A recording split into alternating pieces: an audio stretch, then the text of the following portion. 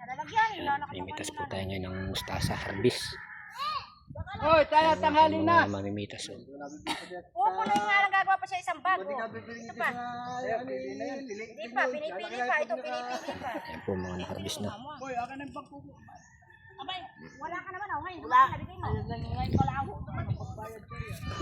Yun na yan, no? Mga 1 linggo ulit, pitas ulit tari. Gagawa ka pa ng isang balik. Ay na nga. Kasi apat na nga nakuha niya. Kami nakapang tayo. Nakalakay niya hindi siyang bumili. Abay, isang bakit ito galing? Ikaw mo nga nito. Pagkaga niya tinatamad, huwag mo nila rin yun. Ito, ikaw may gawa nito eh. Pag yan ay nakabangga-bangga, abot ko lang sa iyo. Kukuha pa sila dito ng pagkaga.